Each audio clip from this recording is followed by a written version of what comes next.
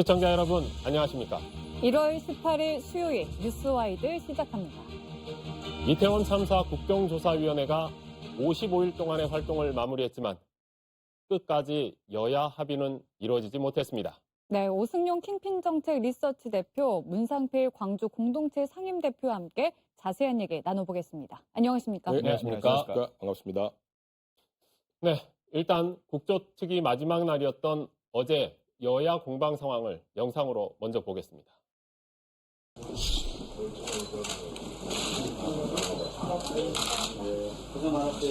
윤석열 정부에게 덮어 씌우려는 이러한 의도 하에서 이 국정조사가 시작이 됐고, 이상민 장관을 쫓아내기 위해서 계속 증거 수집을 하기 위한, 역시 이상민 방탄이 목적이었구나라는 생각이 듭니다. 국정조사에 복귀한 이유 역시 이상민 장관 지키기였던 것이 아닌가 묻고 싶습니다. 네, 어제 국조특위 전체회의에서 국민의힘 의원들이 결과보고서 채택과 이상민 장관 등 위증 고발에 반발하며 퇴장하기 했습니다. 야 3당 단독으로 국정조사 결과보고서가 채택됐는데요.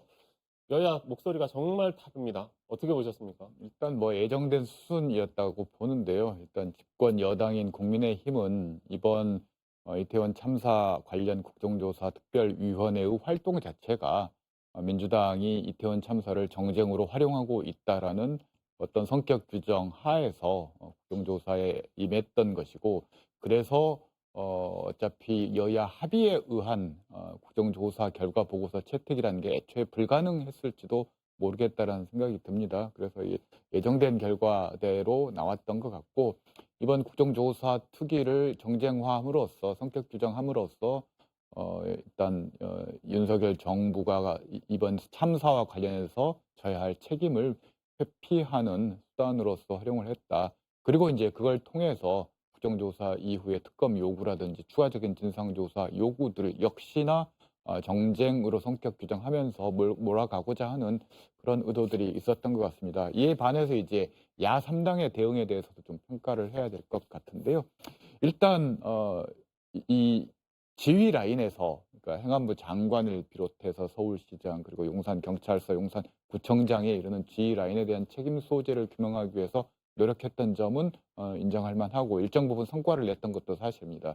특히 주최 측이 없는 경우에도 이전 서울시나 서울경찰청 대응 과정에서 경찰 병력을 출동해서 질서 유지를 했다라는 사실이 밝혀졌다라는 거죠. 그래서 그 이전에 정부 측이 해명했던 것들이 사실에 맞지 않는다라는 것도 밝혀냈고, 그런 측면에서 이제 성과를 거뒀던 것들은 사실이지만, 어찌되었건 이건 수사권이 없는 국정조사이다 보니까 근본적인 형사적 책임을 묻는 데까지 나아가지 못했던 한계들은 있었던 것 같습니다. 우리 문상필 광주공동체 상임대표 네. 나오셨는데 예. 대표님 보시기에는 어땠어요? 저는 혹시나 했는데 역시나로 끝났다. 공동 합의안을 내놨으면 더더욱 좋았겠지만 많은 국민들이 공동 합의안이 나올 거라고는 예상하지 않았을 것 같아요. 처음부터 윤석열 대통령과 이상민 장관을 방어하기 위한 방탄 조사였고, 그것을 역시 그랬다는 생각이 들고요. 아쉬운 것은 여당 국회의원들이 한 명이라도 유가족의 입장으로, 또 자식을 키우는 부모의 입장으로 돌아섰다면 이렇게 결과를 낼 수 있을까 하는 아쉬움이 많습니다. 그래서 이번엔 상당히 좀 아쉽고, 역시 기대했던 대로 나온 것이다, 이렇게 생각하고 있습니다. 네, 일단은 그럼 보고서 내용을 좀 자세히 살펴보겠습니다. 일단 야3당의 이상민 장관과 윤희근 경찰청장 등 7명에 대해서 위증 혐의로 고발을 했는데요. 이 위증 혐의가 어떤 부분인 건가요? 일단 이상민 장관과 관련해서 이제 위증했던 것이 그 이전에 국회에서 증언했던 내용들과 관련해서 위증했던 부분들을 지금 문제 삼고 있는 것 같습니다. 참사 원인으로 이제 정부와 지방자치단체의 규정과 관련된 부분들에 대해서 증언했던 내용들이라든지, 그리고 유가족 명단을 서울시에서 받았음에도 불구하고 받지 않았다고 증언했다라는 부분들, 그리고 재난관리 주관기관이 정해지지 않았다고 했다가 나중에 주관기관은 행안부라고 증언을 했던 부분들, 이런 것들이 이제 모순된 증언을 한 점을 고발 사유로 적시를 해서 고발을 했습니다. 그리고 이제 한 실장의 경우는 마치 참사 현장 영상을 보면서 업무 지시가 이루어진 것처럼 거짓 증언을 했다라는 지적을 받았고요. 또 윤익은 경찰청장이나 김광호 서울경찰청장 그리고 이임재 용산경찰서장 등에 대해서는 어떤 당시 상황에 대한 충분한 대응을 하지 못한 부분들에 대해서 이제 고발 조치를 취했다. 그래서 총 7명에 대한 고발 조치를 취했습니다. 그런데 이게 좀 결국은 위증이라는 건 이 사람들이 말한 것에 대해서 거짓 증언을 했다 뭐 이런 얘기잖아요. 그러면 이태원 참사가 벌어진 그 과정에서 일어났던 것들에 대해서 과연 잘했냐 잘못했냐라는 것들은 저희가 아무도 밝히지 못한 거잖아요. 일단 국정조사가 가지고 있는 법률적인 한계가 이제 바로 그 지점인 것 같은데요. 왜냐하면 이건 이제 수사기관의 진술서는 아니기 때문에 물론 거짓을 했을 때 위증을 국회에서 위증을 하게 되면 처벌하는 관련 법이 있기 때문에 처벌을 할 수는 있습니다. 그렇지만 그 양형이라는 것들이 좀 헐거운 게 있어서 크게 영향을 미치지 못하는 측면들이 있고 그리고 이제 이상민 행안부 장관의 경우에는 다른 국회 출석 자리에서 이 부분들에 대해서 이제 정정하고 해명을 했기 때문에 이것이 이제 위증이냐라고 법률적으로 따졌을 때 이게 또 논란이 있을 수밖에 없는 그런 상황도 있는 것 같습니다. 그래서 결국 기준점이 되는 것은 수사기관의 진술과의 대조 뭐 이런 것들을 통해서 따져볼 수밖에 없을 것 같은데 그렇게 따지는 과정이 지난하기 때문에 결국 이건 정치적인 공방으로 끝날 가능성이 매우 높은 것 같습니다. 네, 오 대표님께서 이제 법률적 한계에 대해서 말씀을 해주셨는데요. 앞서 영상에서도 보셨듯이 이제 용해인 의원이 결국에는 이상민 장관을 예. 방탄하기 위한 것 아니었느냐라는 의견을 냈습니다. 어떻게 보셨습니까? 이번에 조사는 뭐니 해도 대통령의 사과와 그리고 이상민 장관의 사퇴, 재벌 방지 아니겠습니까? 그런데 기대했던 것처럼 이번 조사는 이상민 방탄 조사였고 윤석열 장관 방어였지 않습니까? 저는 이것이 만약의 경우에 이상민 장관의 어떤 문제점을 지적대가 사퇴가 되면 이 정부의 위기의식으로 느끼기 때문에 이 위기의식을 돌파하는 방법으로 무조건 닥쳐 앞으로 이런 입장을 가기 때문에 이렇게 무리하게 국민적 정서나 유가족의 입장에서는 전혀 보지 않은 거 아니냐 이렇게 생각합니다. 사실 이런 말 좀 이상하지만 저희가 임시국회를 가지고 여당에서는 이재명 방탄이라고 했단 말이에요. 국정조사를 가지고는 이제 야당에서 이상민 방탄이라고 하는데 저희 잘 아는 방탄소년단은 국위선양을 하고 있는데 이분들은 아무것도 못하잖아요. 네. 오히려 국위를 깎아먹고 있는 것 같아서 안타깝기는 한데 네. 반대로 지금 여당에서 이야기하는 그런 생각들은 어떻습니까? 그러니까 이런 국정조사라든지 또는 어떤 특검을 임명해서 수사를 한다든지 그런 것들을 이제 다른 수단에 의한 정치라고 많이 표현합니다. 이제 선거 경쟁을 통해서 승자와 패자가 결정되는 게 아니라 이제 그 결정 자체를 인정하지 않고 다른 수단, 말 그대로 사법적인 수단을 동원해서 상대방 경쟁자를 이제 제거하고 굴복시키려는 게 다른 수단의 정치의 핵심인데 정치의 사법화가 그렇게 해서 나올 수밖에 없는 건데 국정조사가 대표적으로 이제 국회에서 악용되는 수단이기도 합니다. 민주당이 이 선택과 전략적으로 약간 조금 국민의힘에 말린 측면이 있습니다. 왜냐하면 국정조사의 절반 이상을 예산안 협상 때문에 허송세월을 해버렸다는 거죠. 사실은 조사 자체, 위원회 자체를 열지도 못했다는 겁니다. 즉 정부와 국민의힘 쪽에서는 예산안 협상을 의도적으로 끈 측면도 있고 또 대통령이 원칙을 지켜야 된다, 타협해서는 안 된다, 강요한 측면도 있지만 아무튼 이런 것들을 지렛대 삼아서 예산안 협상을 끌고 이를 통해서 국정조사 기관들을 좀 흐지부지 지나가도록 하는 그런 노림수가 있었고 거기에 민주당이 조금 말려든 측면도 있었다. 그래서 실제로 시간별로 따졌을 때는 국정조사 기간이라는 게 약 이틀 조금 넘는 시간, 전체 시간을 합해 보면은 아주 제한된 시간에서 밝힐 수 있는 게 많지 않았다는 거죠. 그게 이제 수사권이 없는 것이라 하더라도 최소한 정치적인 책임을 물을 수 있는 여러 가지 조사와 진술들을 할 수 있는 기회 자체가 매우 제한되었다. 이렇게 표현할 수 있을 것 같습니다. 문상필 대표 보시기에 저희가 아까 처음 영상에도 나왔지만 서로 여당은 야당을 욕하고 야당은 여당을 욕하잖아요. 이런 상황에서 과연 55일이라는 국정조사 기간에 의미가 있나 싶은 거죠. 지금 오승용 교수님께서 말씀하셨던 것처럼 국정조사의 한계라는 것이 수사권 접견 때문에 반드시 생길 수밖에 없는 문제입니다. 그렇지만 증인을 채택하는 문제나 다수당을 가지고 있는 민주당 입장에서는 다르게 접근했다고 보는데요.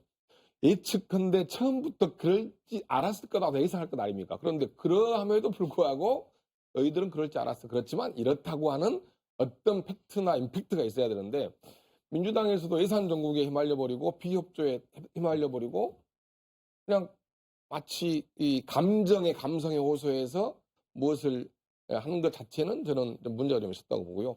이 문제를 하나의 문제로 보면 정쟁의 문제 개념으로 민주당의 입장은 또 여당의 입장은 사안별로 대립하는 문제는 아니고 저는 정확히 안전에 대한 문제로 청년 159명이 희생당한 문제를 가지고 이걸 봐야지 자꾸 다른 문제로 격가지를 가지고 하는 문제는 여전히 정치가 가지고 있는 폐해인 것이죠. 그러니까 뭐 여야 모두 이 사안을 두고 너무 정쟁화하고 있다라는 비판이신 거죠? 예, 그렇습니다. 여론의 문제도 있을 것 같은데요. 예컨대 이제 세월호 사건과 비교를 해보면 당시 세월호 사건에 대한 국민적인 분노와 어떤 그 슬픔 이런 것들은 이번 이태원 참사와 비교할 수 없을 정도로 컸고 똑같이 그때도 국정조사를 했습니다만은 이 여론의 뒷받침, 국민적인 분노가 같이 힘을 합해 주니까 그 이후에 뭐 여러 가지 특검까지 갔고 그것이 결국은 이제 세월호 진상규명 조사 사회적 참사위원회까지 출범하는 계기로 갔다라는 거죠. 이번에는 그런 여론화에 어떻게 보면은 여론화 이루어지지 않은 건지 여론화에 실패한 건지는 모르겠지만 뒷받침되지 않았다라는 것. 이 여론화가 안 됐던 이유 중에 하나가 유가족 협의회 활동이 세월호와는 좀 달랐다. 예컨대 협의에 참여하던 유가족들의 비율도 세월호 때는 거의 모든 유가족들이 참여를 했는데 이번에는 절반이 조금 넘는 분들밖에 참여를 안 해서 일단 동력 자체가 떨어졌고 또 일부 유가족 대표들의 부적절한 발언이 정치적인 논란을 겪으면서 오히려 이제 국민적인 공감을 좀 저해시키는 그런 요인이 된 측면들도 이번 세월호 국정조사와 관련해서 성과들이 이렇게 좀 줄어들었던 여러 요인 중에 아주 중요한 요인이라고 봅니다. 그러니까 저렇게 교수님처럼 인식하는 문제에 있어서 세월호와 이태원 참사를 달리 보는 인식이 있는 것에는 문제가 있다고 봐요. 뭐냐면 국가와 정부는 한 명의 국민의 안전을 위해서도 최선의 노력을 다해야 하는 것이 이유고 잘못한 것을 잘못했다고 해야 하는 것이고 사후 대책을 만드는 것이 국가가 할 일입니다. 그런데 그것이 약간 뭐 참여의 문제나 언론 뭐 여론의 문제나 또 학생의 수학여행 문제나 놀러 가는 문제를 가지고 자꾸 국민들이 그렇게 인식을 보는데 그러함에도 불구하고 국가는 뭘 해야 되냐면 국민의 한 명의 안전이라도 지켜야 하는 것이 우선인데 그렇게 생각하지 않으니까요 국민들이 문제를 삼고 있고 또 유가족들이 특별히 붕괴하고 있는 것이죠. 네. 그러니까 지금 민주당이 야당이긴 하지만 거대 야당이잖아요. 예. 그런데 정부나 여당인 국민의힘이 원하는 것들에 계속 끌려다니면서 55일이라는 기간을 허송세월했다라는 생각은 안 드시나요? 방금도 말씀드렸던 것처럼 이 특위에 대한 전략적 고민이 좀 부족하지 않았나 조사 특위에 대한. 그래서 예측했던 여러 가지 변수들을 충분히 예측 가능했던 겁니다. 증인 불출석 또는 비협조 그리고 방탄 조사. 그런데 그럼에도 불구하고 그렇게 예측한 것들을 예측하면서도 정확히 대응하지 못한 것에 대해서는 허송세월이라는 비판을 좀 받아야 할 것 같고 또 뭐 여러 가지 이유들로 저는 뭐 그런 고민이 있었지 않았나 생각이 듭니다. 네.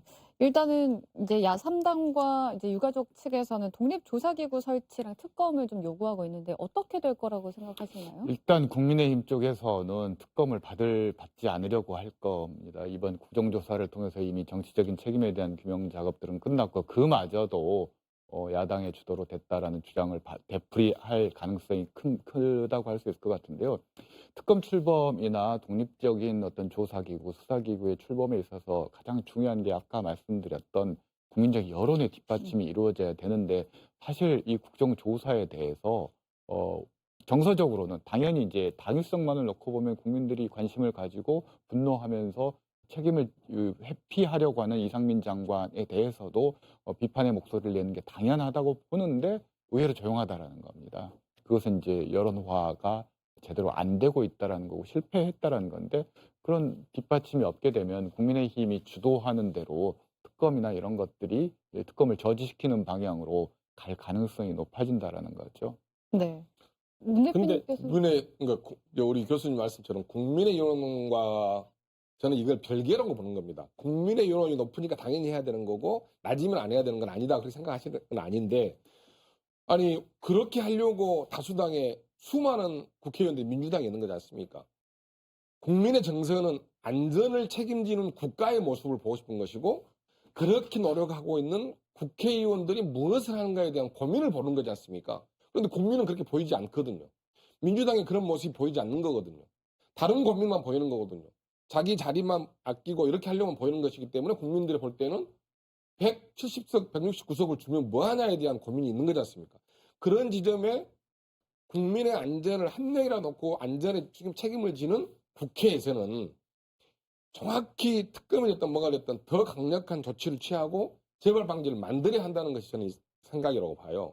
그래서 이후에 특검을 조사하나 또는 독립국을 만드는 건 당연히 민주당이 당연히 나서가지고 적극적으로 힘이 되게 하고 또 부모의 마음으로 그 문제를 해야 한다고 생각을 하거든요. 네, 저는 문성필 대표의 주장에 반대하지 않습니다. 예. 비록 이번 용산 참사 진실 규명 독립적인 수사기구의 출범이라는 것에 대한 여론화가 좀 예상보다 낮다 하더라도 민주당이 해야 될 역할, 민주당이 책임 있는 야당으로서 해야 될 역할은 또 분명히 있는 거거든요.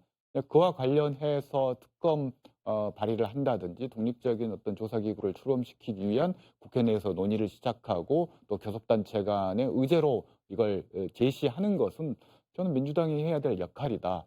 그것을 여론과 무관하게 여론이 낮음에도 불구하고 관철시킬 수 있는 힘이 있다면 민주당은 다음 선거에서 책임 있는 정당으로 다시 선택을 받을 거고 그러지 못한다면 심판을 받을 거라고 봅니다. 근데 그렇게 말씀하시면 그 힘을 이미 의석수는 이 정도 의석수면 힘은 가지고 있는 거죠. 네, 그렇습니다. 그런데 이제 국정조사 놓고 봤을 때도 국민들이 과연 국정조사 기간에 민주당이 했던 거대 야당인 민주당이 보여줬던 모습이 저런 거였나? 저 사람들 예산안 가지고 저렇게 하고 또 뭐 당대표 뭐 하니까 당대표 가지고 과연 저 더불어민주당이라는 거대 야당이 이태원 참사를 진지하게 보는가라는 그 의심을 국민들도 하지 않았을까요? 그래서 네. 여론이 그렇게 오르지 않는가? 원칙적으로 민주당이 말씀드렸듯이 책임 있는 야당으로서 이번 참사 문제에 대해서 보다 적극적으로 대응해야 되는 것은 맞지만 그렇게 할지는 저도 잘 모르겠습니다. 일단 당 내부 사람이 아니어서 어떤 입장을 취할지 모르겠지만 이재명 대표의 사법 리스크에 대응도 해야 되고 또 그 다음 이제 이번에 윤석열 대통령과 관련해서 이제 30조 추경 문제라든지 개헌 문제라든지 또 국회에서 4월 10일까지 처리해야 될 정개특위에서 선거제도 개편 문제라든지 이런 의제들이 있는데 그런 국회의원들의 생존과 관련된 몇 가지 의제에도 불구하고 이 국민 참사에 대한 문제를 의제로 올릴 수 있다면 저는 충분히 책임을 보여주는 야당의 모습이라고 생각하지만 그렇지 않을 가능성도 있다고 봅니다. 국정과제는 교수님 그러지 않습니까? 국정과제가 국회의 많은 국가 업무 중에 일종의 하나의 일일 수도 있죠. 이태원 참사는. 그렇지만 예산에 대한 문제도 대단히 중요한 문제이고 또 지역구에 있는 국회의원 입장에서는 자기 지역의 국회의원 다른 것도 중요한 문제일 수 있겠죠. 그렇지만 당이 우선으로 해야 할 것은 뭐냐? 국민적 관심사는 뭐냐?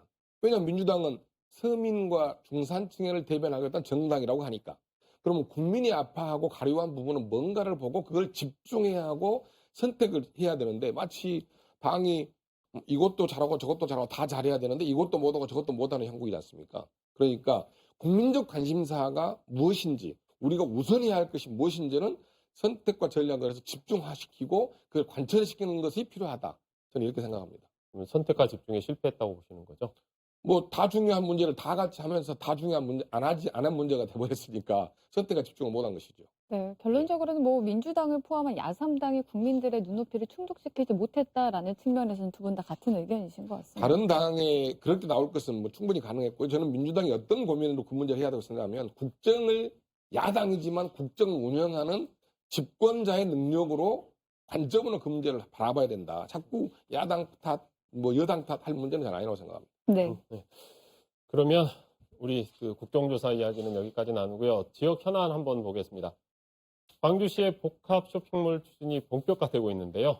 신세계 프로퍼티가 광주 어등산에 스타필드 건립의 계획을 제출해 본격적인 논의가 시작됐습니다.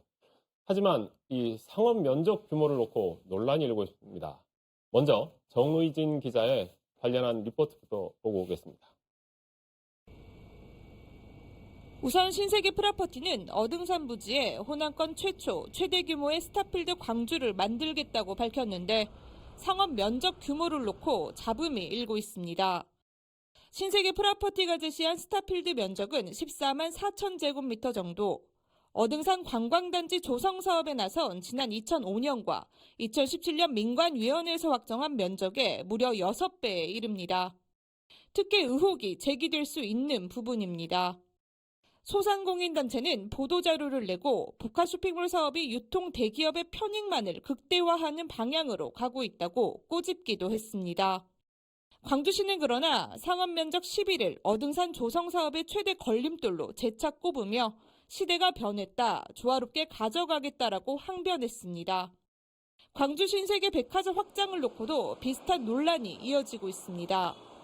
광주시 소유의 이마트 옆 88m 도로를 점유하는 대신 117m의 기역자 도로 신설과 광천동 사거리 지하차도 개설을 협상 카드로 내놨는데 확장을 전제로 광주시의 도로 선형을 변경한다는 계획인 만큼 특혜가 아니냐는 목소리가 나옵니다. 소상공인과의 상생도 풀어야 할 과제입니다. 광주시는 유통산업발전법에 근거해 추진하도록 하겠다고 밝혔지만 소상공인들은 당장의 소통 구조와 보호 방안을 요구하고 있습니다. 국가의 행정이 거기에 너무 과도하게 지원하거나 낭비되는 측면이 있는 것은 별로 좋은 사례가 아니다. 근데 그 부분을 너무 노골적으로 2차, 3차로 밀어붙이고 사업을 추진하는 게 아닌가. 복합 쇼핑몰 사업 가속화에 나선 광주시가 특혜 시비와 상생이라는 난제를 어떻게 풀어갈지 관심이 모아집니다. KBC 정의진입니다. 네, 오승용 대표님, 이게 일단은 상업 면적이 6배가 늘어났다는 것, 이것이 일단 특혜라고 보는 거죠? 일단 그렇게 일부에서는 주장을 하고 있는 거죠. 신세계 측 보도자료를 보니까 이제 크게 두 가지 사업입니다. 하나는 현재 어등산 부지에 17년 동안 표류하고 있는 어등산 사업 부지에 체류형 복합 쇼핑몰 스타필드 광주를 짓겠다라는 거고요. 두 번째로는 지금 현재 광주 신세계 백화점이 있는 부지에 국내 최고의 랜드마크 백화점을 개발하겠다. 이른바 광주 신세계 아트앤컬처 파크라는 어떤 강남의 신세계 백화점에 버금가는 그런 백화점으로 하겠다라는 건데요. 지금 이제 상업용 부지 문제는 어등산 부지와 관련돼서 지금 제기가 되고 있는 부분입니다. 기존에 이제 신세계 프로퍼티가 제시했던 것이 광주 서부 어등산 부지의 41만 7,531평방미터입니다. 약 12만 6천 평 부지인데요. 여기에 53만 6,900평방미터 규모의 스타필드 광주를 짓겠다라는 건데 지금 현재의 어등산 부지의 면적이 2만 4,170평방미터밖에 안 된다라는 거죠. 그래서 기존 어등산 부지보다 더 많은 부지의 사업을 하려고 하는데 그 허가를 내주면 특혜 아니냐 이런 주장들을 하고 있는데요. 그러니까 이게 우선 사업 규모를 크게 제한한 것 자체가 나쁜 것은 아니라고 봅니다. 왜냐하면 기존 어등산 부지가 너무 적어서 개발에 참여할 수 없다라는 반응들은 신세계 이전에도 기존에 삼성 쪽과 물밑 접촉을 할 때도 나왔던 문제이고 그러면 이 허가 자체가 적법한가 여부라고 할 수 있을 것 같습니다. 만약 현행 인허가 관련 법에서 적법하다면 이건 특혜라고 얘기를 할 수 없는 거라는 거죠. 그래서 이 문제는 이 규모가 크냐를 가지고 특혜냐 아니냐라고 따지기보다는 이 관련 법을 따졌을 때 이게 문제가 있느냐 없느냐를 가지고 특혜 여부를 따져야 된다. 만약 적법하지 않은 위법한 부분을 허가를 내줬다라면 최근에 대장동 관련해서 나라가 시끄러운데 그런 부분은 아마 광주시에서 불가능할 거라고 봅니다. 그래서 네. 허가 과정에서 자연스럽게 정리되리라고 봅니다. 특혜의 용어 정리를 좀 해야 할 것 같아요. 그러니까 2만 4천 평방미터 할 것을 12만 6천 평방미터 하니까 특혜인 거냐? 저는 그렇게 생각하지 않아요. 특혜는 이미 광주시의 입장에서 보면 특혜는 줄 각오가 다 돼 있습니다. 그러니까 특혜가 부지를 확대하는 거에 저는 치우치지 않는다고 봐요. 일반적인 사람이 그런 회사를 아니 또 그런 걸 했을 경우에 대략 몇 개월이 걸릴까요? 근데 광주시는 신속하게 해주겠다고 하거든요. 이거 특혜죠. 그렇지 않습니까? 인센티브라고 그렇죠. 해석을 해야 되겠죠. 아니, 특혜로 보면 뭐 네, 특혜나 네. 인센티브나 비슷한 것이고, 그리고 민간 사업자 공모 방식을 제3자 공모 방식으로 바꾼 것도 마찬가지고, 또 시장은 어등산 관광지 조성 사업에 새로운 희망의 전기가 마련되었습니다. 이렇게 이야기하는 것도 저는 뭐 일종의 인센티브와 특혜인 것이고, 또한 부지에 관련된 사항을 민간 협의 사항에서 얼마든지 조정할 수 있다라고 하는 입장을 내는 것이 저는 그런 거로 보는데, 그러면 그런 거 모든 걸 특혜로 봐야 되는 거냐? 그렇지 않고 부지 이용도만 가지고 특혜로 봐야 되는 거냐? 그럼 더 큰 것은 뭐라고 보냐면, 광주 시민들이 이 문제를 봤을 때 저는 사실 첫 단추부터 잘못 꼬였다고 보거든요. 이 문제는 민간 사업자가 할 일이지 대통령이 공약으로 또는 광주시장의 공약으로 할 문제는 아닙니다. 민간 업자가 할 문제이죠. 그런데 이걸 국가와 지방정부가 지켜드렸단 말입니다. 그러면 거기에 따르는 것은 반드시 인센티브나 특혜가 주어지는 거예요. 그런데 이것을 어떻게 용이하고 시민사회계를 설득하고 소통해서 그걸 잘 이루을 것인가에 대한 것이 과정인 것이죠. 그 과정을 잘 풀어가면 아무 문제가 없다고 저는 생각합니다. 네, 그러니까 애초에 이제 민간 주도로 이루어지지 않은 부분 자체가 이제 잘못이다라고 말씀하셨는데 저도 그 네. 의견에는 동의를 하고요. 이건 민간이 자율적으로 할 사업인 게 맞는 거고요. 그리고 이제 앞서 말씀하셨듯이 지방자치단체가 이제 특혜라는 것은 사실 법적으로 좀 어폐가 있습니다. 그렇죠. 왜냐하면 인허가 관련해서 법을 위반해 가면서 허가를 내주는 지방자치단체 대한민국 정부는 없습니다. 다만 법의 이제 해석과 관련 규정을 그렇죠. 어떻게 적용하느냐가 문제인데, 이미 여등산 관련해서는 관련 규정들이 있고 그건 이미 다 고시가 돼 있습니다. 그 규정 내에서 그게 부합하는가 여부를 따지면 되는 거고요. 또 지방자치단체가 여러 가지 인센티브를 줄 수 있는 법적인 규정이 있습니다. 지방자치단체의 투자 유치에 관한 법률과 시행령에서 지방자치단체가 줄 수 있는 여러 가지 인센티브가 다 규정되어 있습니다. 지방자치단체는 그 범위 내에서 하는 거고, 그 범위를 넘어서 할 수 있는 단체장은 다시 한번 말씀드리지만 없습니다. 우리 문상길 대표 보시기에는 그럼 결국은 이런 특혜라는 단어가 됐든 인센티브가 됐던 중요한 건 이런 부분에 대해서 반대하는 사람들이 있다라는 거잖아요. 그러니까 그렇죠. 소상공인 단체들 같은 경우에 예. 그러면 소상공인 단체들도 아니야 우리도 이렇게 했으면 좋겠어라고 이렇게 개발했으면 좋겠어라고 소상공인 단체들까지 찬성하게 하려면 예. 어떤 것들이 필요할까요? 자, 역으로 여쭤볼게요. 신세계 백화점이 몇 년 전에 했는데 왜 실패했습니까? 금호 상가의 상인들이 반대했기에 실패했거든요. 저는 광주시가 이 문제를 접근할 때 세 가지 원칙을 정했습니다. 투명, 공정, 신속. 거기에 소상공인의 최소 피해 원칙을 이야기했거든요. 저는 이 문제가 잘못됐다고 봅니다. 소상공인 피해의 최소화가 아니라 이건 피해가 있는데 최소화하겠다는 이야기지 않습니까? 그러면 소상공인과 자영업자에게 이익을 극대화해 줘야죠. 윈윈하는 방법을 찾아서 해결해야 되는데 자꾸 뒷순위로 밀리고 피해를 최소화하겠다는 거예요. 서로 잘 살고 잘 먹고 윈윈하는 방법을 찾을 생각을 하지 않고 당신은 피해를 보게 돼 있어. 그런데 내가 좀 더 덜 보게 해줄게 이런 관점인 거잖아. 이 지점이 접근이 잘못됐다고 생각합니다. 일단 금호지구 상가에 있는 분들 그리고 광주 시민에 있는 소상공인과 자영업자들에게 어떻게 복합 쇼핑몰에 들어왔는데 도움을 드릴까를 먼저 저는 논의해야 한다고 봐요. 지금 뭐 종합 행정협의회 만들어가지고 한다? 저는 그것보다 우선적이 뭐냐면 그러면 그분들과 함께 광주시 소상공인들과 자영업자들에게 해당 업자들에게 어떻게 도움을 먼저 드릴까에 생각하면 저는 고민을 먼저 시작해야 한다고 생각을 합니다. 그런데 이게 항상 후순위로 밀리거든요.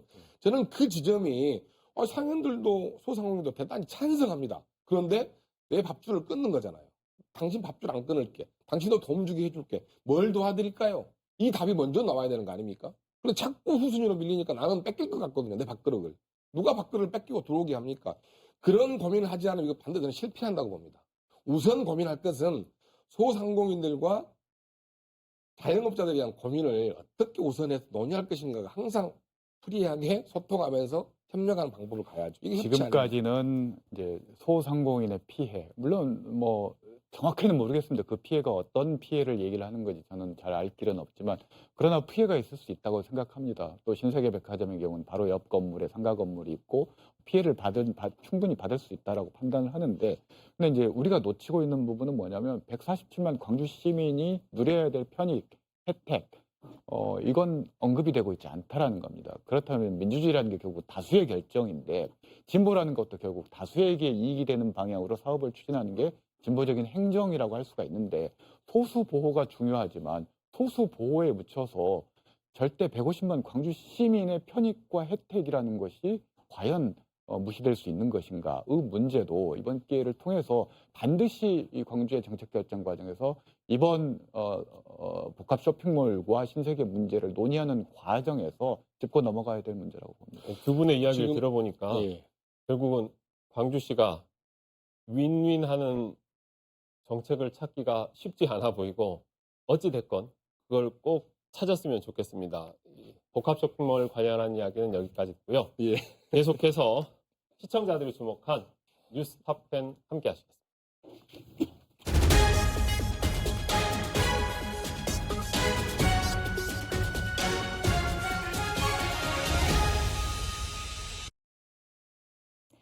뉴스 톱10입니다. 길을 가는데 갑자기 대리석이 떨어진다면 생각만 해도 굉장히 아찔하시죠? 지난 14일 새벽에 나주 빛가람동에서 무려 120kg에 달하는 화강암 대리석들이 건물 외벽에서 떨어져 도로와 차량 위를 덮쳤습니다. 부실 시공이 원인으로 보이는데요. 다행히 인명피해는 발생하지 않았지만 안전조치가 사고 사흘 뒤에야 이뤄져서 시민들이 불만을 터뜨렸습니다. 김성태 전 쌍방울 회장이 어제 귀국한 후 검찰 조사를 받고 있습니다. 김 전 회장은 어제 13시간 동안 조사를 받았는데요. 진술 거부나 묵비권 행사 없이 조사에 임한 것으로 알려졌습니다.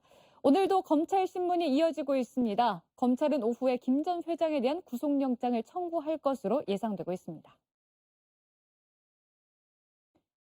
국민의힘 전당대회 윤심 개입 논란에 대해서 김행 국민의힘 비대위원이 대통령으로부터 어떤 전화도 받은 바가 없다며 반박했습니다.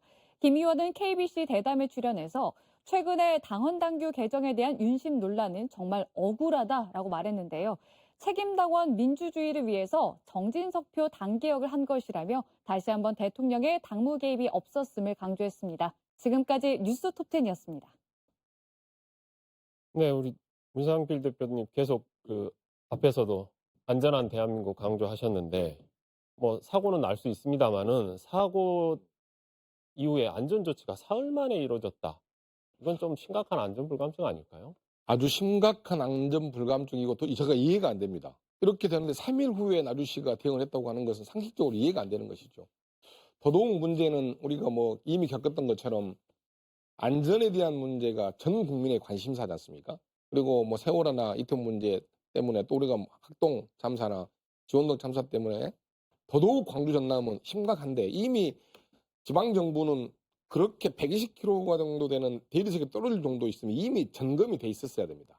점검이 돼 있었고 이미 파악이 돼 있었어야 됩니다. 그리고 이미 그런 조치를 취해야 하는데 먼저 사전 조치를 취하지 않는 나주시는 대단히 문제가 있는 것이고 그런 사건이 발생하면 우리는 되게 사후약방문이라고 소있고 양고 많이 거치지 않습니까? 함에도 불구하고 3일 동안 안 했다고 하는 것은 대단히 지방정부가 잘못한 일이고 안전불감증이 심한 것이죠. 이제 소잃고 외양간 고친다는데 소잃고 외양간 고치면 다행인데 뭐 제대로 고쳐야죠. 네, 약간. 안 고친 것 같아서 네. 어떻게 이렇게 계속 이렇게 반복될까요? 이건 그러니까 안전사고들이 발생하는 것들이 이제 공사 과정에서 개인의 부주의함도 있을 것이고 또 공기 단축이라는 어떤 구조적인 측면들도 있을 겁니다. 이제 그런 부분들이 누구에게 더 책임이 큰지를 일단 수사를 해봐야 될 것 같고요. 수사를 통해서 이제 문제가 되는 부분들은 엄단하고 재발 방지를 위한 어떤 노력들을 하도록 강제할 필요는 있을 것 같습니다. 네. 이 안전에 대한 문제가 전통적 재난으로부터의 안전의 문제가 있지만 일반적으로 우리가 조심하면 될 문제는 있지 않습니까? 그러면 비가 갑자기 엄청나게 많이 온다든가 또는 뭐 눈이 엄청나게 많이 와가지고 어쩔 수 없는 인재나 자연재해는 어쩔 수 없지만 인간이 준비해서 해결할 수 있는 문제는 얼마나 해결할 수 있는 문제가 있습니다. 지방정부에서 어떻게 매뉴얼을 잘 만들어서 꼼꼼히 점검하느냐에 따라 좀 달라진다고 보는데 지방 정부가 항상 이걸 하지 않습니다. 그래서 생기는 문제이죠. 우리는 수도 없이 그런 문제를 겪어왔는데 자꾸 추후에 문제가 생기면 그때서 하고 해도 안 하니까 더 문제인 것이고요. 네. 그러니까 저도 이제 아까 3위를 강조한 이유가 아니, 공사를 하다가 뭐 부실 공사지만 떨어질 수는 있어요. 그렇습니다. 하나가 떨어졌으면 또 떨어질 수 있고 계속해서 떨어질 수도 있는 네. 건데 어떻게 3일 동안을 그대로 방치를 했을까? 거기를 오지겠으면 거기를 다니는 사람들이 불안하니까 문제 제기를 했고 그 3일 만에야 겨우 나주시가 나서서 그걸 했다는 거 아닙니까? 그걸 그게 더 정확히 진상을 파악해서 그 조치를 취하고 거기에 해당된 관련된 사람들에 대한 안전 불감증에 대한 죄를 좀 반드시 물어야 될 상황이고요. 나주시가 그렇게 하는 건 저는 이해가 상식적으로 되지가 않아서 그렇습니다. 네. 네, 두 분과의 이야기는 오늘 여기까지 듣겠습니다. 함께해 주셔서 대단히 감사합니다. 감사합니다.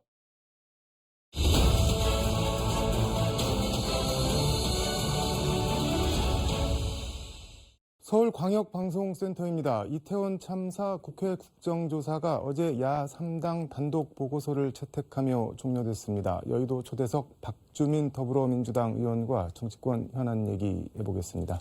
의원님 어서 오십시오. 네, 안녕하십니까. 이태원 국조 얘기는 좀 뒤에 하고 윤석열 대통령 해외 순방 아랍에미레이트 파견된 아크 부대에 가갖고 장병들을 뭐 격려하신다면서 한 말이라고 하는데 UAE 적은 이란이고 우리의 적은 북한이다 뭐 이래서 좀 외교적인 논란이 일고 가는데 어떻게 보셨나요, 발언? 제가 평하기에 앞서서 네. 이미 이란 정부가 굉장한 항의를 하고 있지 않습니까? 네.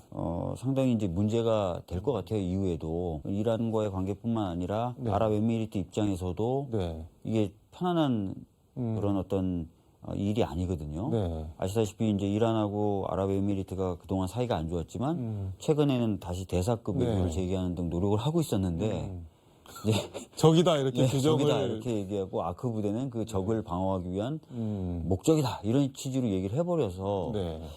그러니까 이란도 아까 말씀드렸던 데 상당히 격분하고 있는 상태인데 아랍에미리트도 이거 어떻게 하지 아마 그런 난감한 상황이 아닐까 싶습니다. 네. 예. 지금 말씀하신 대로 이란 정부 반응을 보면은 외무부 대변인이 이 메들링이라는 단어를 썼는데 영어를 이게 뭐 쓸데없이 끼어든다 뭐 이런 뜻인 것 같은데 전혀 아랍 국가 잘 모르고 있는 것 같다 이렇게 지금 외무부 대변인이 이렇게 대놓고 얘기를 했는데 이런 말 실수는 이게 대통령한테 기인을 하는 걸까요? 아니면은 뭐 이렇게 참모들이 좀 뭔가 잘못 전달을 해주고 있는 건가요? 뭐 계속해서 이제 외교 행사 시에 결례에 가까운 모습이라든지 또는 말실수 이런 것들이 계속 반복되고 있지 않습니까? 네.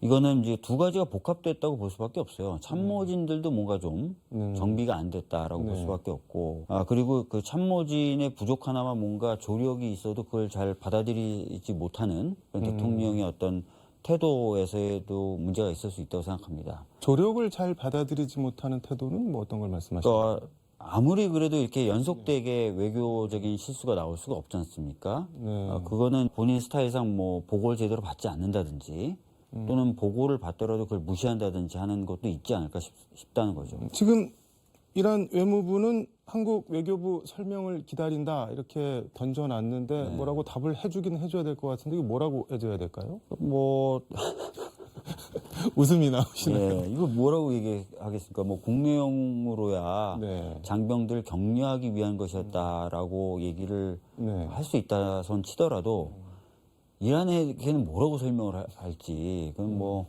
잘 모르겠는데요. 제 생각에는 설명보다는 아마 물밑에서는 굉장한 사과를 하고 있지 않을까 그런 생각이 좀 듭니다. 설명이 불가한 사안이다 뭐 그렇게. 그렇죠. 이건 뭐 양국 간의 관계, 아랍에미리트와 이란 사이의 관계를 완전히 모를 뿐만 아니라 최근의 어떤 흐름조차도 방해할 수 있는 그런 대형 참사이기 때문에 이걸 뭐 잘 설명해서 납득을 시킨다? 좀 어려울 것 같고요. 아마 물밑에서는 사과를 하고 국내용으로는 뭐 설명을 했더니 납득을 하더라 이런 식으로 좀 하지 않을까 싶습니다. 이재명 대표 검찰 소환 통보 또 받았는데 저번에 출석했을 때 보면은 거의 유튜브 실시간 생중계 내듯이 수사 상황이 나왔는데 뭐 사실상 뭐 묵비권을 행사하고 있다 뭐 이런 보도라든가 아니면은 무슨 문건을 보여줬더니 이거를 정진상이 했단 말이냐 나는 모른다 뭐 그런 발언까지 계속 실시간으로 나왔는데 이거 어떻게 보셨나요? 그래서 뭐 굉장한 피의사실 공포에 해당하고요. 사실 이런 식으로 수사를 하면 안 되죠. 과거에도 네. 특수부라고 불리는 검찰의 부서에서 수사를 할 때 보면은 네. 거의 실시간 중계하듯이 수사를 해가지고 망신 주기 또는 사전에 낙인 찍기들이 이루어졌었고 네. 그것이 문제가 너무 많다라고 해서 피의사실 공표죄의 적용의 폭이나 범위를 계속 넓혀오지 않았습니까? 근데 그런 것들을 다 무위로 돌리는 것이자 굉장히 정치적이고 좀 검찰권 남용식의 수사가 이루어지고 있다는 것을 국민분들이 아마 그런 광경을 보면서도 인식을 하실 수가 있을 거예요. 근데 문제는 이제 소환에 응하지 않으면 네. 또 마찬가지로 다른 방식으로 피의 사실에 대해서 유포를 하면서 또 망신 주기를 또 할 겁니다. 그래서 검찰은 제가 보기에는 어찌 됐든 이재명 당대표님에 대한 그 낙인 찍기 어제 저희 이제 몇몇 의원들은 악마화라는 표현을 썼던데요. 네. 그런 식의 어떤 이미지화 작업을 계속 하려고 할 겁니다. 그 악마화라는 단어를 써주셨는데 그 사진을 보셨는지 모르겠지만 그 김성태 전 쌍방울 회장이 뭐 이재명 대표 본 적도 없고 뭐 전화번호도 모른다라고 했는데 둘이 이렇게 이재명 대표랑 김성태 회장이랑 이렇게 손을 잡고 뭐 만세를 부르는 듯한 그 사진이 돌아다녔는데 그게 김남국 의원은 그거 가족 사진인데 가족 사진이죠. 가족 사진 맞나요? 예, 차남하고 손 잡고 그리고 있는. 누가 만들어서 돌리는 건가요? 그러니까 뭐 지금은 제가 봤을 때는 어떤 게 진실이냐 이런 게 중요한 것 같지 않고요. 최대한 굉장히 좀 문제가 있다라는 그런 이미지를 많이 만들려고 여러 군데에서 노력을 하는 것 같습니다. 국민의힘 전대 얘기 좀 해보겠습니다. 네네. 나경원 전 의원이 이제 저출산 고령사회위원장에서 해임이 됐는데 본인 페이스북에 대통령 본의가 아니라고 생각한다. 이렇게 뭐 네. 바이어스, 그러니까 편향된 정보가 들어가서 잘못 결정을 내리신 것 같다는 취지로 적었는데 김대기 비서실장이 바로 대통령 정확한 진상 파악에 의한 결정이다라고 했고 국민의힘 초선 48명은 실명으로 나경원 전 의원을 아주 세게 비판을 했는데 뭐 대통령 모욕, 국민 무시 그리고 말로는 대통령 위한다면서 대통령을 무능한 리더라고 모욕한다. 뭐 대한민국에서 추방돼야 된다. 뭐 이런 말까지 썼는데 이거 좀 워딩들이 센데 이거 좀 세죠. 민주당 네. 입장에서 어떻게 보고 계시나요? 저희가 다른 당 뭐 사정이기 때문에 네. 뭐라고 뭐 말씀드리기가 좀 애매한 부분은 있습니다만 김대기 실장이 본인 개인 판단으로 그런 반응을 보이진 않았겠죠. 그래서 대통령이 아마 확실하게 매듭을 지으라라는 사인을 했을 것으로 보여지고요. 그래서 그런 사인 하에 아마 그런 행동을 했을 거라고 보여지고 네. 그렇기 때문에 아마 국민의힘 초선 의원들도 집단적으로 굉장히 강력한 워딩을 사용해서 공격에 나선 것으로 보여집니다. 좀 안타까운 것은 네. 이렇게 대통령이 어떤 당의 네. 당무라고 하죠. 여기에 깊이 관여하는 거 이게 과연 바람직할까? 특히 대통령 본인은 당무에 관여하지 않겠다, 또 않는다라고 얘기했는데 최근에 드러나는 일련의 모습들은 아주 깊이 관여를 하고 있지 않습니까? 네. 심지어 어떤 분들은 이렇게 되면 당대표 경선하지 말고 그냥 윤 대통령이 찍어라. 네. 그럼 이런 분란이 없지 않냐라는 말을 할 정도로 네. 굉장히 깊이 관여하고 있는데 근데 뭐 왜 그런 그런다고 보시나요? 유승민 전 의원은 집단 린치라는 표현까지 쓰던데. 네, 맞습니다. 예. 그 왜 이렇게 집단으로 린치를 가고 그럴까요? 아마도 대통령이 총선에서 자신이 원하는 사람들 위주로 공천이 이루어져야 된다라고 강력하게 생각하고 있는 것 같습니다. 그게 나경원 전 의원이 대표가 되면 관철이 안 될까요?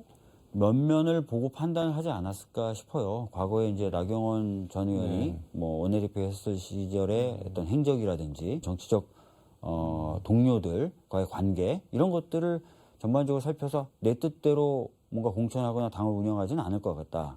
윤핵관하고는 굉장히 다툼이 많을 것 같다. 뭐 그런 판단을 했을 수도 있다고 봅니다. 예.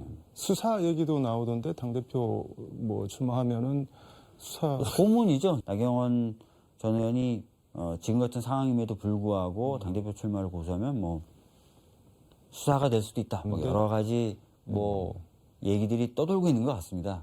예. 알겠습니다. 이건 남의 당 얘기니까는 여기서 그만 접고 이태원 참사 국정조사위원으로 참여를 하셨는데 이제 어제 저는 국정조사위원은 아주 아니었습니다. 아니셨나요? 예. 일단 종료가 됐는데 네. 총평을 하신다면 보시기에 아시다시피 굉장히 우여곡절 끝에 그 국정조사가 진행이 됐고 진행 과정도 순탄치 않았기 때문에 네. 기대했던 만큼의 성과를 좀 낳지는 못한 것 아니냐 이런 좀 아쉬움이 있죠. 예. 기대했던 만큼 성과가 왜 못 냈을까요? 그러면은 증인 채택이나 이런 부분에 있어서 정부와 여당이 좀 협조를 안 해줬고요. 자료 제출 등에 있어서도 그리고 현장에 출석했던 증인들의 경우에는 네. 책임 회피성 발언들을 위주로 해서 유가족분들이 분통을 터뜨렸던 일들이 자주 발생했었죠. 어떻게 보면은 사전에 다 예견이 됐던 일인데 그럼에도 국조를 하겠다라고 이렇게 강행이라는 표현이 좀 그렇지만 이렇게 했으면은 그런 거에 대한 대비도 뭔가 좀 하고 들어갔어야 되는 거 아니냐 뭐 굳이 지적을 하자면은 그래서 저희가 이상민 장관 해임 건의해서 좀 뒤로 물러나 있게 하고 국정조사나 경찰의 수사가 진행되도록 만들려고 해임 건의를 했는데 네. 안 받아들여졌죠. 그리고 여러 가지 나름 저희 당 국조특위위원들 같은 경우 노력을 했던 것 같습니다. 근데 아까도 말씀드렸던 대로 네. 자료 제공이라든지 이런 게 좀 잘 안 됐던 부분이 있는 것 같습니다.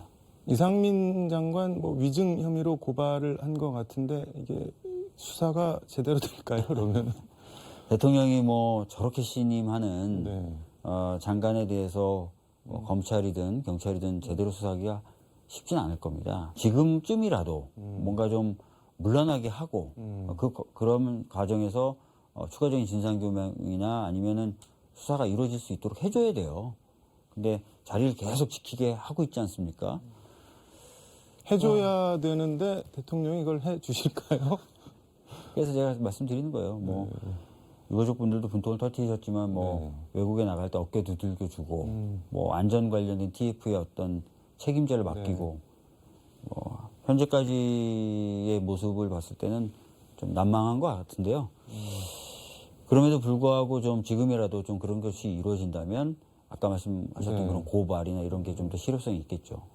근데 말씀하시면서 고개를 절레절레 하시네요. 그 이자 얘기 좀 해보겠습니다. 네. 지금 엄청 오르고 있는데 가산금리 공개 법안이라는 거를 발의하셨다고 하는데 네. 어떤 내용인가요? 아시다시피 이제 은행의 금리는 두 가지 크게 보면 요소로 구성이 됩니다. 하나는 기본금리라고 하는 것하고 기준금리죠. 네. 그다음에 다른 거 하나는 개별 은행이 각자 정하는 가산금리가 있습니다. 기준금리야 오를 때마다 이렇게 공표가 되니까 다 아실 거고요. 근데 개별 은행이 가산금리를 정할 때 어떤 방식으로 정하는지는 공시가 돼 있어요. 뭐하고 뭐를 더해서 가산금리를 산출한다 이렇게. 네. 그런데 그 방식에 들어가는 개별 요소들, 예를 들어서 목표 이익률이라든지 이런 것들이 구체적으로 얼마인지는 공시를 안 하고 있습니다. 그러니까 그것을 굳이 그렇게 높게 받을 필요가 없는데도 높은 프리미엄을 유지한다든지 해서 문제가 됐었던 사례가 있습니다. 네. 그래서 방식만 공개하지 말고 그 방식에 들어가는 각 요소의 내용도 좀 공개를 하자라고 법안을 제출했죠. 네. 그러니까 가산금리를 산정하는 기준이 뭔지는 알겠는데 그 기준을 구체적으로 어떻게 책정을 하고 운영하는지 은행이 공개해라 그런. 네, 건가요? 그렇습니다. 예. 그렇게 되면은 얻을 수 있는 실익 같은 게 뭐가 있을까요? 효과가? 지금까지는 이자를 달라는 대로 보통 소비자들이 이자를 냈지 않습니까? 안 줄 수 있나요? 그런데. 그러니까요. 근데 네. 딱 보면은 이제는 이제 만약에 이 법이 네. 제정이 되면 이 은행은 목표 이익률을 좀 많이 받는 저 은행은 목표 이익률을 보다는 다른 거에 신경 쓰는 네. 이게 딱 비교가 되는 거죠. 그러면 소비자가 판단할 수 있습니다. 판단할 수 있고 그러면서 이제 정보 비대칭에 의한 문제가 해결되고 그렇게 이제 소비자가 판단이 이루어지면 또 은행 간에도 네. 내가 이렇게 이익률을 지금 많이 보는 거는 좀 안 좋겠구나 해서 스스로 금리를 조정할 수가 있게 되겠죠. 예. 은행에서는 영업비밀 침해라고 반발이 좀 심할 것 같은데. 은행은 제가 이 법을 발의하자마자 네. 그런 입장을 내놨고요. 각종 경제지들이 비판적 입장을 내고 있습니다. 네. 왜 시장에 그렇게 깊이 개입하는 법안을 냈냐. 네. 근데 최근에 보면 금감원장이 대놓고 네. 은행장들하고 간담회하면서 금리 문제를 거론하잖아요. 네. 그러면 시중은행들이 금리를 떨어뜨리고 그렇게 직접적으로 행정부가 개입하는 거에 대해서는 한마디 말도 안 하면서 네. 저는 그냥 가산금리 등을 계산하는 요소들을 좀 공개하자는 얘기만 했는데 이렇게 비판하는 것은 좀 앞뒤가 안 맞는다고 생각합니다. 예. 그 법안이 통과되면은 그럼 이자율이 실제로 떨어지는 건가요? 어떻게 되는 건가요? 뭐 저는 이제 그런 효과를 볼 수 있을 거라고 생각을 합니다. 그 터무니없는 또 네. 상황과 맞지 않는 그런 금리를 산정했다면 그걸 네. 소비자들은 바로 알 수 있고 그럼 그런 금융기관하고는 거래를 안 하실 테니까요. 터무니없다는 점은 지금은 어쨌든 뭐 그런 게 이자율이 말씀하신 대로 터무니없는 점이 있기는 있는. 어디까지나 추정입니다. 네. 그러니까 뭐 작년 3분기 같은 경우에는 4대 시중은행 같은 경우에는 역대 네. 최고의 수익을 얻었거든요. 다들 어렵다고 하는데 이제 네. 금융권들은 엄청난 이익들을 얻고 있어요. 그러니까 이게 과연 정당한가? 라는 생각이 좀 드는 거고 아마 그 가산금리를 구성하는 요소들을 보면 좀 부당한 것들이 있지 않을까? 이렇게 이제 많은 사람들이 고금리로 힘들어하는데 저 정도 수익을 얻을 정도면 네. 뭐 그런 추정입니다. 예.